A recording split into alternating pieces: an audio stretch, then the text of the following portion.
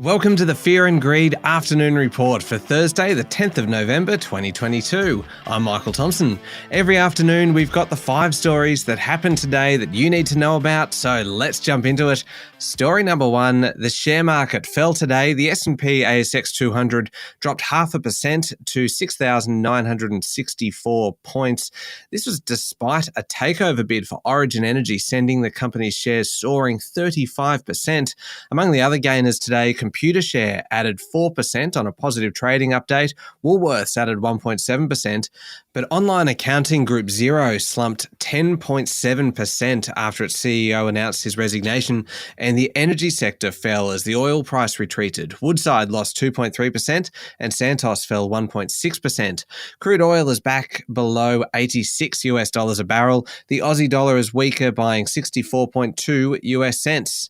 On to story number 2 now, and the government's controversial industrial relations legislation has passed the lower house.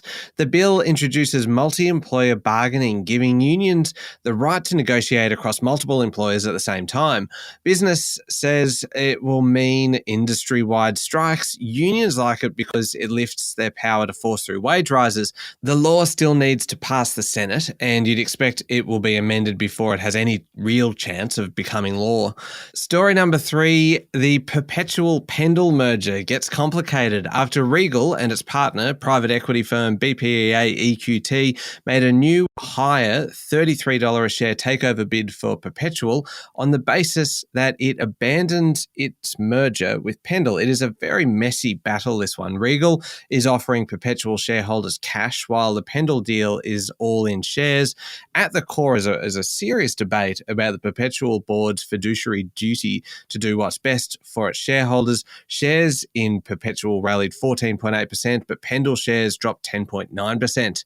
Story number 4, Solomon Lew has succeeded in getting his nominee Terry McCartney elected to the Myer board at the department store's annual general meeting. It is always fascinating when something like this happens. Myer advised shareholders to vote against the appointment of Mr. McCartney. Solomon Lew wrote to shareholders urging them to back him. Lew's Premier Investments is the largest shareholder in Myer, but he refuses to make a full takeover offer for the group. Instead, he just creeps slowly up the register each year. It is fascinating to watch. On to story number 5, last one. The red wave that was supposed to sweep the US midterm elections has failed to materialize. The Republicans are still likely to win a majority in the House, but it will be a much smaller margin than many had predicted, and they may not win control of the Senate. The results left Republicans blaming former President Donald Trump for his intervention in the campaign and look to have left Trump's plans to run for president again in tatters. The Democrats campaigned hard on abortion rights, a platform that seemed to gain traction across America. Overnight on Wall Street, the Dow fell heavily, ending the session down 647 points. The S&P 500 halted a 3-day rally, falling 2%, and the tech-heavy NASDAQ dropped 2.5%.